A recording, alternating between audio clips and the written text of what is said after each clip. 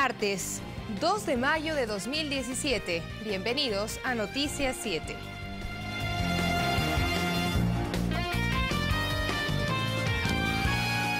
¿Cómo están ustedes? Muy buenas noches. Gracias por acompañarnos en Noticias 7. La audiencia de formulación de cargos por el delito de falsificación y uso de documento falso de la encuestadora Sedato se desarrollará este jueves. Enseguida les presentamos estas y otras informaciones, pero vamos a revisar primero titulares.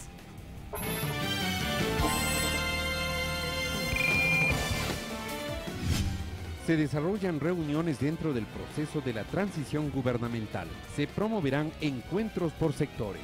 El cronograma sería ya tener reuniones sectoriales, es decir, por ejemplo, salud que se reúna con su posible equipo entrante y saliente y le dé un estado de situación ya en materia mucho más sectorial. El presidente electo Lenín Moreno asumirá el poder el 24 de mayo. Su gobierno tendrá nuevos desafíos en lo político, social y económico. Buscar que el déficit fiscal sea lo menor posible y en ese sentido, pues obviamente va a tener que trabajar en reducción del tamaño del Estado. 20 países en el mundo reconocen los avances alcanzados por Ecuador en materia de derechos humanos. Se redujo en un tercio, pasando de 27,2% a 16,9%, como resultado de la garantía de acceso a empleo, educación, seguridad social, agua y vivienda digna, entre otros derechos. En lo internacional, la Comunidad de Estados Latinoamericanos y Caribeños, CELAC, respalda al gobierno de Venezuela en la búsqueda de la paz.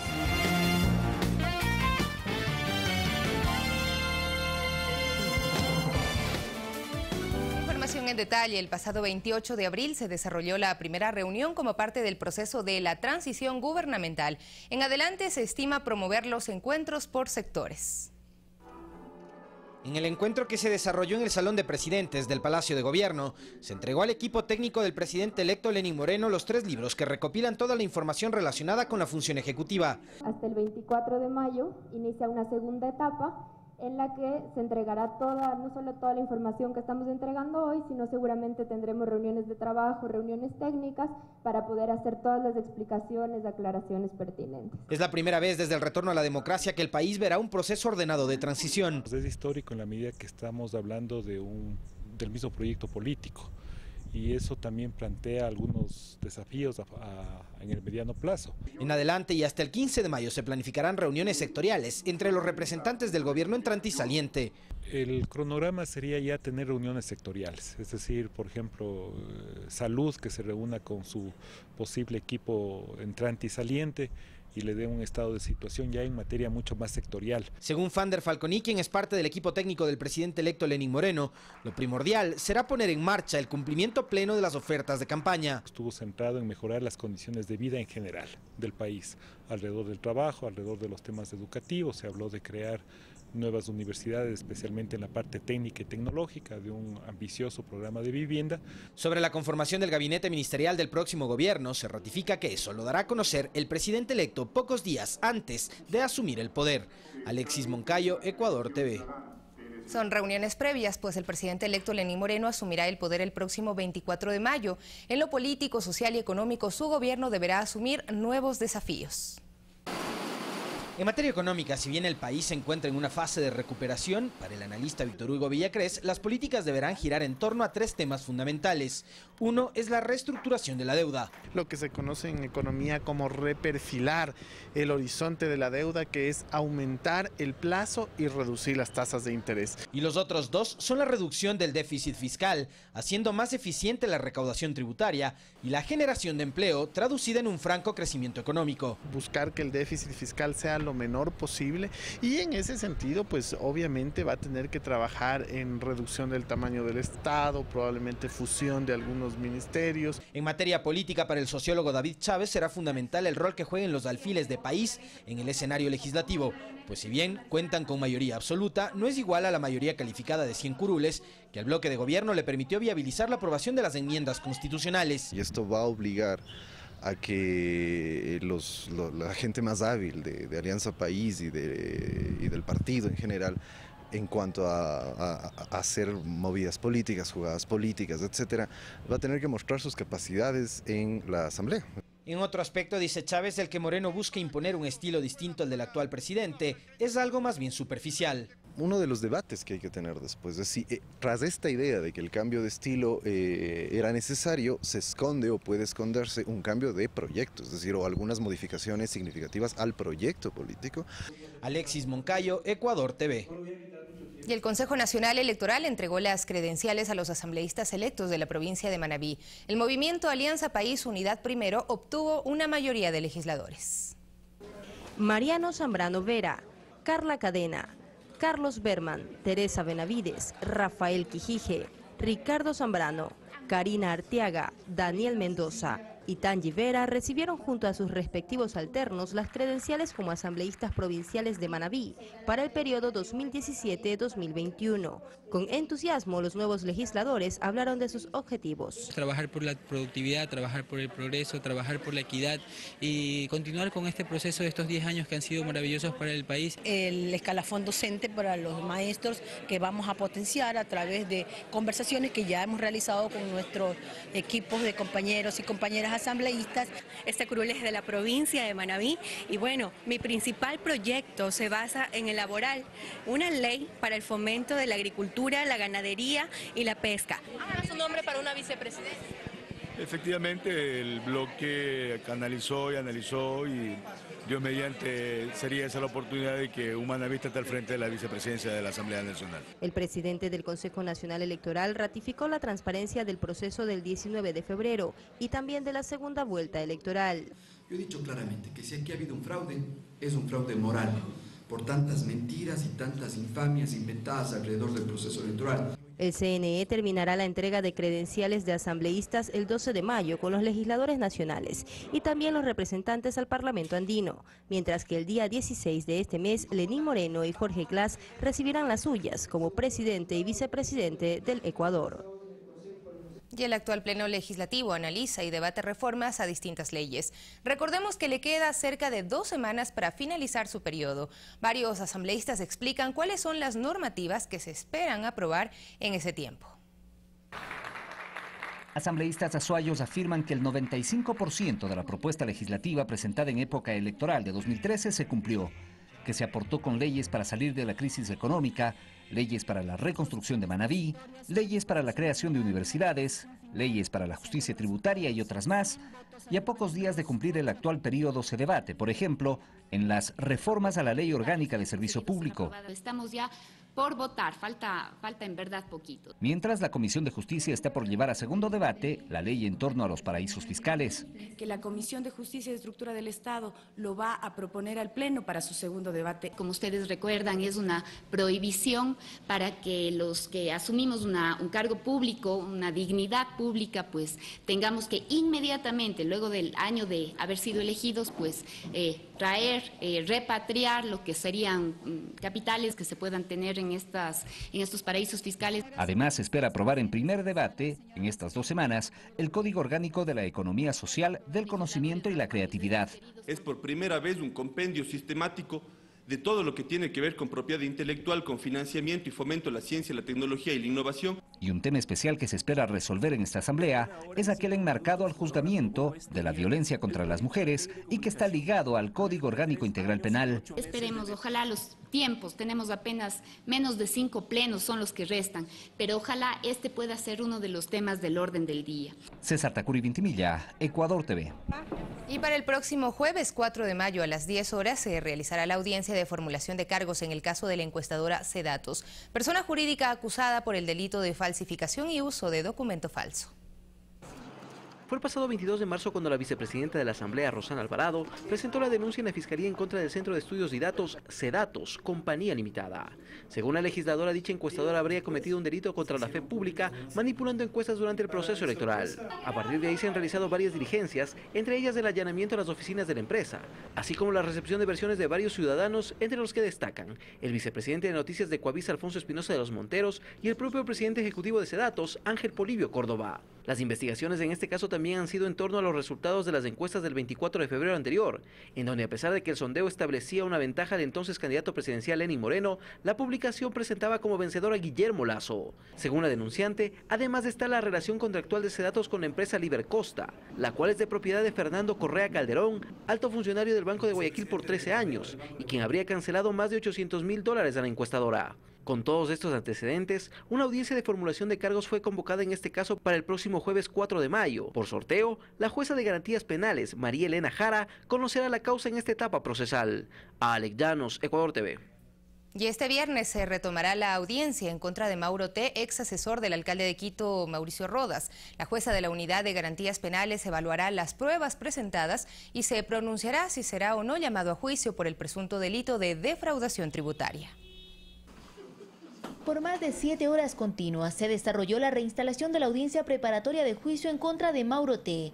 En esta jornada, la fiscal Claudia Romero emitió su dictamen acusatorio en contra del procesado por la omisión de ingresos mantenidos en los años 2014 y 2015. Esto en base a informes del Servicio de Rentas Internas y de la Unidad de Análisis Financiero, conducta que ha sido recurrente desde 2010, indicó la fiscal. El abogado del SRI ratificó que en esos años el empresario recibió ingresos superiores a los $5 millones que no fueron tributados. Sobre eso, la Administración Tributaria, en uso de sus facultades, está determinando efectivamente cuál es el valor que le corresponde pagar. De su lado, la defensa de Mauro T., ex asesor político del alcalde de Quito, Mauricio Rodas, aseguró que ese dinero corresponde a ventas de terrenos propiedad de la familia de Mauro T. Hemos manifestado que existe una cuenta en el Banco del Pichincha en el cual el titular de la cuenta aparece como Mauro Terán, pero esa cuenta era administrada por 2 de los hermanos de Mauro Terán, y en este sentido el dinero que ingresaba a esa cuenta se distribuía en partes iguales a los 2 hermanos. Efectivamente, la defensa ha aceptado de que ha tenido sus ingresos, sea o no en parte proporcional, pero ha aceptado que ha existido ingresos y que no fueron declarados y pagados en su oportuno momento. La cita se desarrolló en el Complejo Judicial Norte y fue presidida por la jueza de la Unidad de Garantías Penales, María Elena Lara, quien tras escuchar los alegatos suspendió la diligencia para analizar las correspondientes pruebas y convocó para este viernes a una nueva audiencia en la cual tiene previsto anunciar si Mauro T. será o no llamado a juicio. El expediente del caso tiene 65 cuerpos, más de 6.700 fojas. Este caso de defraudación tributaria se procesa según el artículo 298 del Código Orgánico Integral Penal, que determina una pena de hasta 7 años de cárcel. Olga Velasco, Ecuador TV. Y en el caso Petroecuador, 4 procesados fueron llamados a juicio, entre ellos Carlos Pellé y Mario C., exgerentes de la institución. A estas personas se les acusa por el delito o el presunto delito de delincuencia organizada. Se presume que conformaron un sistema de asignación de contratos a cambio de coimas. Un nuevo proceso enfrenta a Carlos Pellé, exgerente de Petroecuador, quien anteriormente fue sentenciado a 5 años de prisión por cohecho. El procesado presuntamente formaba parte de una red para favorecer a ciertas empresas con contratos en la repotenciación de la refinería de Esmeraldas a cambio de fuertes sumas de dinero. Es así que este martes, acogiendo el pedido de Fiscalía, el juez Patricio Baño de la Unidad de Garantías Penales llamó además a juicio a Marco C., también exgerente de Petroecuador, Diego T. y Arturo E. por el presunto delito de delincuencia organizada. En la audiencia se señaló que de acuerdo al informe de asistencia penal de Panamá y la Unidad de Análisis Financiero, se realizaron transferencias desde las empresas Girbra de propiedad de Alex B. hacia las empresas offshore Kilkenny Bahamas, SCART y Capaya. La cifra que se maneja es de más de $1 millón por coimas. Los abogados de los acusados, quienes rechazaron nuevamente los argumentos, deberán desvirtuar las acusaciones de la Fiscalía. Yo le puedo decir de manera categórica que el ingeniero Calopiña no tiene ninguna sola cuenta en ninguna empresa en el extranjero, y eso nosotros lo vamos a tener que probar en el juicio. Lo que planteamos fue que no se había podido demostrar, 1, el motivo de las transferencias, y 2, los vínculos entre algún contrato y dichas transferencias. En la audiencia se ratificaron las medidas cautelares que pesan sobre 2 de los acusados, Mario C. y Diego T., mientras que contra Carlos Pellé y Arturo E., quienes están prófugos de la justicia, el juicio queda suspenso hasta que sean detenidos o se presenten voluntariamente. Es una decisión netamente personal del del ingeniero Pareja. Nosotros como abogados no podemos tampoco, bajo qué garantías, decirle que regrese en ese sentido, porque nosotros estamos básicamente defendiéndolo en los diferentes ámbitos y procesos penales que él tiene abiertos. En esta misma acusación, Alex B. decidió someterse al procedimiento abreviado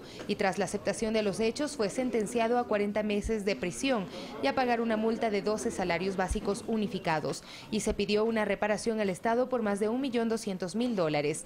Por el caso Petroecuador se mantienen 47 causas penales abiertas, una ya con sentencia por cohecho en contra de 16 personas. 39 causas están en investigación previa, 3 en instrucción fiscal, y se llamó a juicio en 2 casos de enriquecimiento ilícito, uno por lavado de activos y delincuencia organizada. Sofía Montoya, Ecuador TV. Y Alex Bravo, exgerente de Petroecuador, mantiene varios juicios en su contra. 2 de ellos ya tuvieron sentencia. Para el jurista Gonzalo Silva, la acumulación de penas se puede aplicar en este caso de acuerdo al nuevo Código Orgánico Integral Penal. El 16 de mayo de 2016, Alex Bravo, exgerente de Petroecuador, fue detenido para investigaciones por el presunto delito de tráfico de influencias. Bravo, quien continúa con prisión preventiva y mantiene la prohibición de enajenar bienes, así como el bloqueo en sus cuentas bancarias, ya fue sentenciado en 2 de los 4 juicios que se siguen en su contra. Entre los delitos del que se lo acusa está el de peculado, cohecho, delincuencia organizada y enriquecimiento ilícito. Este último se sigue tras el informe presentado por la Contraloría, en el cual se pidió la reformulación de cargos, pues antes se lo investigaba por tráfico de influencias. Para el jurista Gonzalo Silva, de acuerdo al artículo 55 del Código Orgánico Integral Penal, ya existe una acumulación de penas privativas de libertad con un máximo de 40 años. Cada uno de los delitos debe sustanciarse e imponerse una pena y llegar, después de que todos estos hayan concluido, a una sola acumulación de penas. Por los cargos de cohecho y delincuencia organizada, Alex Bravo ya fue sentenciado. Por el primer delito en febrero anterior, fue condenado a 5 años de prisión, así como al pago de $2.5 millones a la petrolera estatal. Mientras que en abril recibió la pena de 40 meses de cárcel por el delito de delincuencia organizada. Allí el juez de garantías penales, Patricio Baño, fijó el pago de $1.298.520 a Petroecuador como medida de reparación integral. Con estas penas, Alex Bravo tendría una sentencia acumulativa de 8 años, 4 meses, sin contar los 2 juicios que aún se siguen en su contra. El de enriquecimiento ilícito, que de acuerdo al artículo 279 del COIP, la pena máxima es de 10 años de prisión, mientras que el peculado es sancionado con una pena de hasta 13 años, según el artículo 278 del mismo código. Ivana Paredes, Ecuador TV. Y la Fiscalía General del Estado aclaró que por un error involuntario se relacionó la detención del exministro de Electricidad, Alexei Mosquera, con el pago de un supuesto soborno por la empresa Odebrecht. Tras la detención de Alexei Mosquera el pasado 21 de abril en Quito, la Fiscalía informó que la aprehensión se dio luego de recibir la declaración del exfuncionario de la compañía brasileña Odebrecht, Rodrigo Tacla, quien se encuentra detenido en España. Según la Fiscalía ecuatoriana, Tacla habría manifestado que Odebrecht entregó $1 millón a Alexei Mosquera, exministro de Electricidad, con el objetivo de agilizar el trámite relacionado con la construcción de la hidroeléctrica Toachi-Pilatón. Sin embargo, este domingo dicha afirmación fue rectificada por la propia Fiscalía. En un comunicado de prensa, la institución asegura: en la versión, Tacla menciona sobre la entrega de $1 millón, pero aclaramos que no señala el nombre del proyecto. El pago de Odebrecht a Alexei Mosquera se habría realizado en el año 2011, mientras que su gestión como ministro de Estado fue entre el 2007 y el 2009. Mosquera, quien se encuentra con prisión preventiva, es investigado por un posible delito de lavado de activos. Rodrigo Galvez, Ecuador TV. Varios mensajes publicó a través de su cuenta de Twitter el presidente Rafael Correa sobre la vinculación de Alexei Mosquera con el caso Odebrecht. Revisemos de inmediato lo que escribió el primer mandatario. La Fiscalía rectificó y me dio la razón. Jamás la declaración de Tacla, funcionario de Odebrecht en España, habló de Toachi-Pilatón.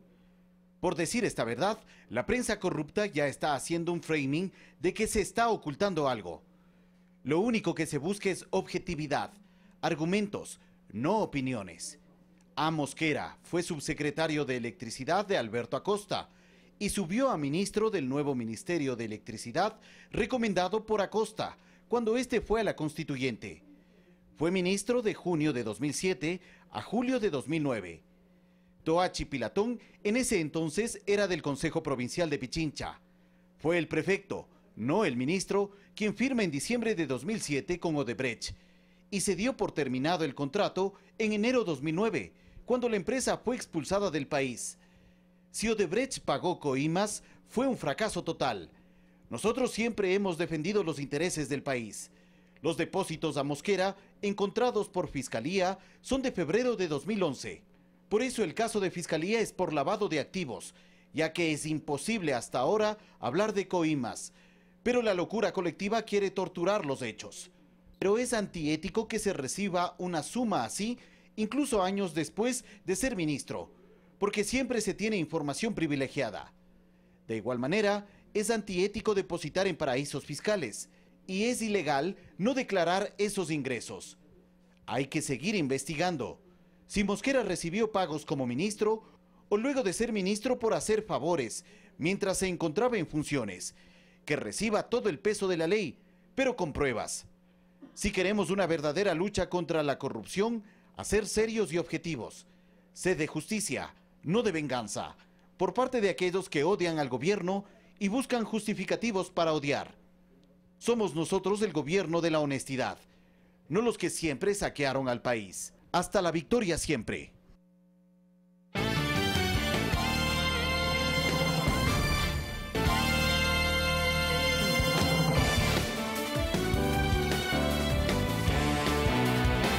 Continuamos informando. Más de 20 países en el mundo reconocieron los avances alcanzados por Ecuador en materia de derechos humanos. Nuestro país presentó así su examen periódico ante el Consejo de Derechos Humanos de las Naciones Unidas en Ginebra, Suiza.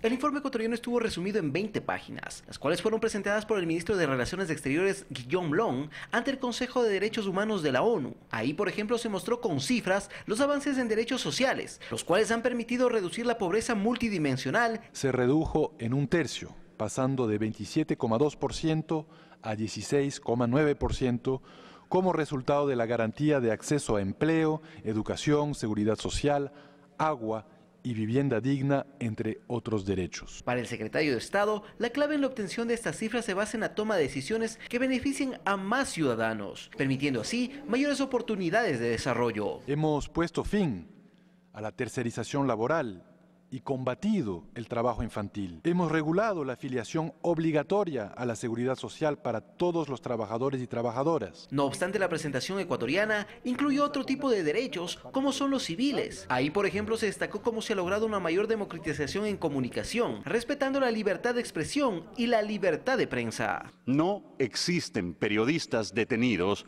o medios de comunicación cerrados por expresar sus opiniones. El mejoramiento de la seguridad, por su parte, fue destacado por el ministro César Navas, para quien la reducción de varios delitos es la muestra palpable de dicha consecución. En el 2006, de 19 homicidios y asesinatos por cada 100.000 habitantes a 5.6 homicidios y asesinatos por cada 100.000 habitantes en el 2016. Aunque otro punto que recibió reconocimientos y observaciones fue el mejoramiento del sistema judicial del Ecuador, el cual ahora permite no solo mayor acceso, sino también estar en manos de jueces que llegaron por concurso de méritos. Y que cuentan con legitimidad social al existir un espacio real de participación de la ciudadanía en su selección. Son varios de los aspectos que han permitido que algunas naciones consideren al Ecuador como los países con mayores avances en derechos humanos durante los últimos años. Alex Llanos, Ecuador TV. El vicepresidente de la República, Jorge Glass, expuso la rendición de cuentas del primer año de la reconstrucción y reactivación productiva de las provincias de Manabí y Esmeraldas, afectadas por el terremoto del 16 de abril de 2016. Esa decisión política, desde el inicio, de nuestro presidente, con un claro liderazgo, de decirle al pueblo ecuatoriano, tenemos que reconstruir. Aquí nadie está solo y para reconstruir requerimos dinero, requerimos recursos y esos recursos los vamos a aportar todos. Y envió la Ley de Solidaridad para la reconstrucción y recuperación de los damnificados del terremoto del 16 de abril del 2016. Ley cuyo ponente fue Carlos Berman, asambleísta reelecto por la provincia de Manabí, para poder hablar con claridad ante nuestro pueblo.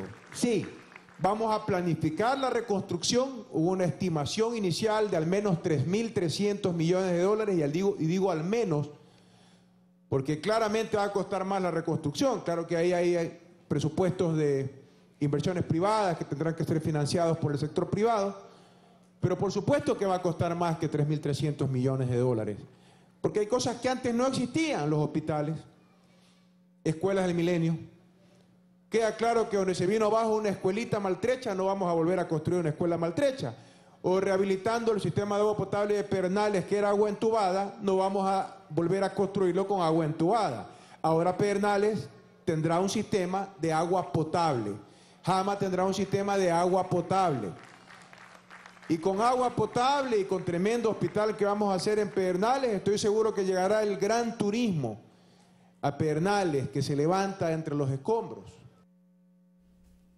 Y representantes de la Confederación de Pueblos Indígenas y Campesinos del Ecuador destacaron el trabajo del Ministerio de Agricultura en Costa de Marfil por mantener el precio del cacao, que estaba a la baja, considerando que más de 100.000 familias tienen como único sustento su producción. Que el Ecuador, con estos últimos años de incentivación económica, aportación al sector agropecuario, ha subido su producción de 87.562 toneladas a 260.000 toneladas. ¿No? Entonces también tenemos que ver que Ecuador también tiene un excedente. ¿Y eso qué nos dice? Que han mejorado nuestras calidades, y por eso nos pone uno de los países como ejemplo de innovación. Y con el objetivo de incentivar la competencia, fomentar el comercio inclusivo y buscar la eficiencia en los mercados, la Superintendencia de Control del Poder del Mercado invita a las rondas de negocios a desarrollarse en la Universidad Politécnica Estatal del Carchi, en la ciudad de Tulcán. El encuentro será este miércoles 3 de mayo a las 10 de la mañana.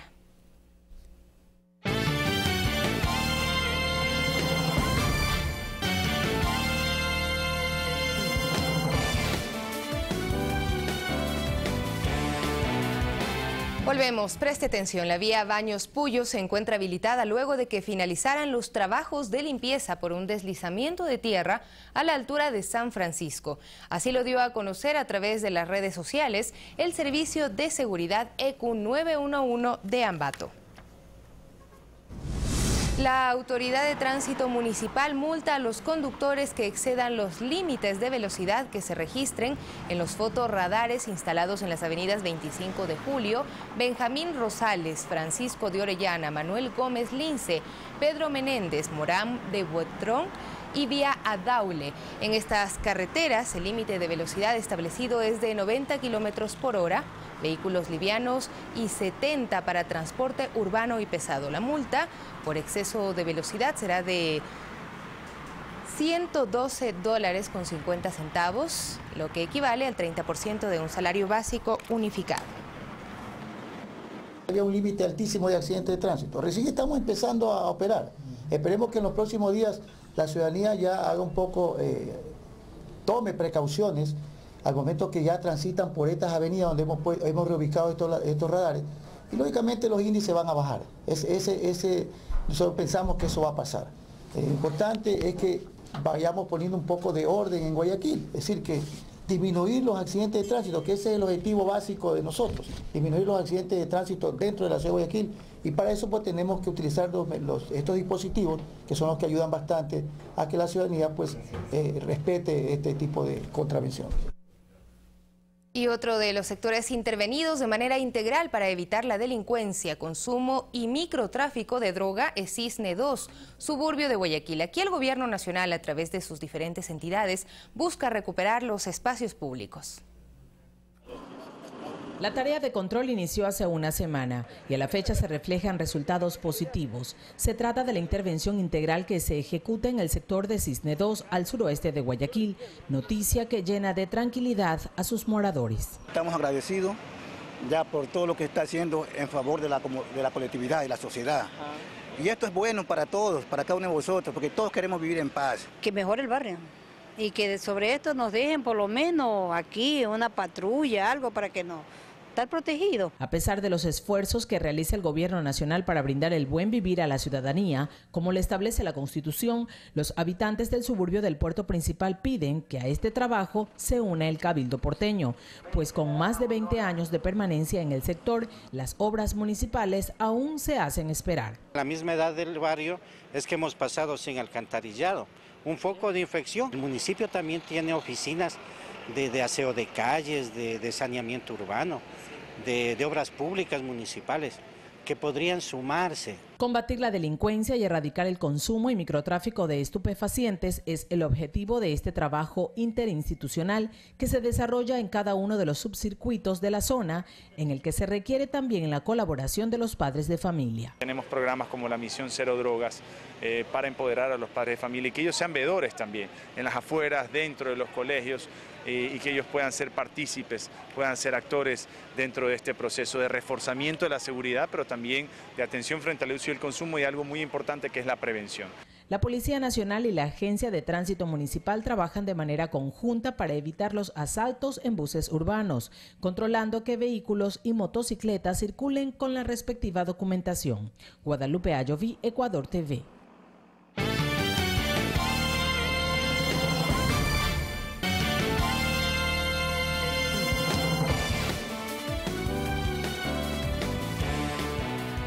Le contamos, la Biblioteca Ecuatoriana Aurelio Espinosa Polit, fundada en 1929 y administrada por los padres jesuitas con la finalidad de reunir, ordenar y conservar los documentos de la tradición religiosa del país, ofrece a través de su web la opción de acceder a miles de documentos históricos.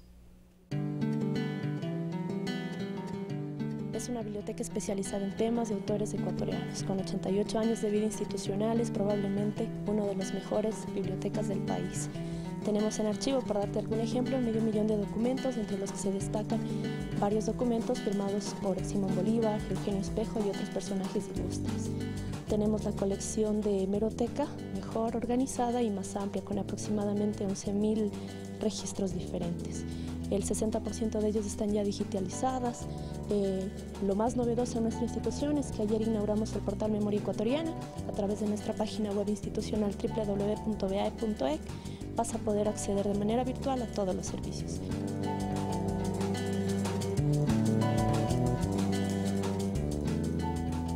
El proyecto de digitalización lleva ya 12 años bajo la responsabilidad del padre Francisco Piñas, un jesuita también. Nace de la necesidad de conservar y de preservar la memoria ecuatoriana justamente. En este tiempo se han digitalizado 6 millones de páginas, pero esta biblioteca no es solo un espacio donde convergen investigadores especializados, historiadores o gente que tiene ya un camino labrado, porque me atrevería a decir con mucha certeza que en este espacio convergen todas las generaciones. Tenemos desde niños pequeños que vienen a utilizar el espacio como espacio de estudio para hacer tareas o para investigar de pronto y complementar las actividades académicas, adolescentes que vienen al museo. Tenemos varias secciones más, como la sección de mariposas, el museo, el padre Luis Odiro, que se prestan para que muchas generaciones nos visiten. Nuestra institución está abierta de lunes a viernes de 8 a 5 de la tarde. Las jornadas de atención son ininterrumpidas, los servicios son totalmente gratuitos. Estamos al norte de la ciudad, en Cotocollao, en la José Nogales y Francisco Arcos.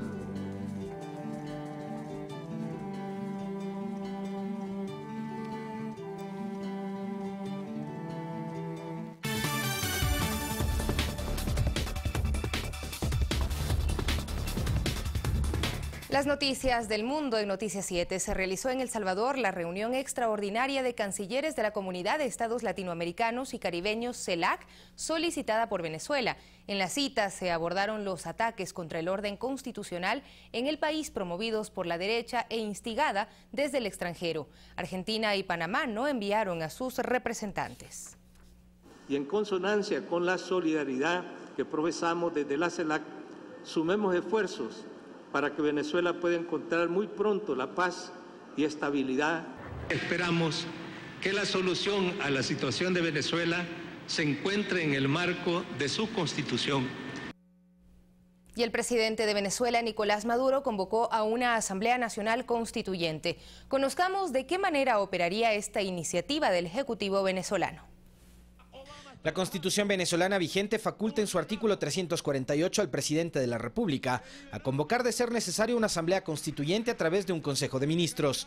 Esto desde luego no significa que se pretenda disolver las demás funciones del Estado, las cuales podrán coexistir, en caso de la Asamblea Nacional a manera de congresillo, mientras dure el cese de sus funciones. Aquí se aplica el artículo 347 de la misma Constitución que dice: el pueblo de Venezuela es el depositario del poder constituyente originario. En ejercicio de dicho poder, puede convocar una Asamblea Nacional Constituyente con el objeto de transformar el Estado, crear un nuevo ordenamiento jurídico y redactar una nueva Constitución, lo que podría allanar el camino para un verdadero diálogo en medio de la coyuntura política que atraviesa esta nación. Para analistas políticos venezolanos, esta es una jugada maestra del gobierno, que la oposición finalmente se siente a dialogar con las reglas que impone el Estado de Derecho. La Asamblea estará integrada por 500 constituyentes, todos elegidos por el voto popular. Es decir, que si la oposición tiene los votos, podría tener mayoría. Este mecanismo democrático, para los analistas, deslegitima el discurso de que Venezuela vive en dictadura, pues la constituyente se convierte en un escenario más amplio y propicio para el diálogo entre las partes, donde debe primar el avance en materia de derechos y la profundización del modelo democrático. Alexis Moncayo, Ecuador TV. $500.000 aportó la constructora brasileña Odebrecht para la campaña presidencial de Mauricio Macri en el 2015. Así lo revelan una serie de documentos publicados por el diario La Nación. Esta donación de Odebrecht se oficializó a través de una de sus empresas, Braskem S.A., que depositó el dinero para cubrir los cubiertos de una mesa completa en una cena de recaudación organizada por Cambiemos, una coalición que llevó a Mauricio Macri al poder. Según publicaciones de diario La Nación, el apoderado de PRO y actual asesor presidencial José Torrelio indicó que la donación es totalmente legal y es una más entre los 2.000 empresarios que acudieron a la cena. La campaña del entonces candidato Macri recibió $500.000, aporte que figura en el balance de PRO de 2015. No es la primera vez que se vincula a Macri con el escándalo de corrupción de la empresa brasileña. A principios de este año, uno de sus amigos personales, Gustavo Arribas, fue acusado de recibir 5 transferencias de $600.000 desde una cuenta en un paraíso fiscal que Odebrecht utilizaba habitualmente para pagar coimas, algo que Macri no pudo justificar. Bueno, no entiendo cómo se relaciona Arribas con Odebrecht, o sea, ese link todavía yo no lo entendí, y mucho menos cómo se relaciona Arribas con Meireles y con el soterramiento del Sarmiento.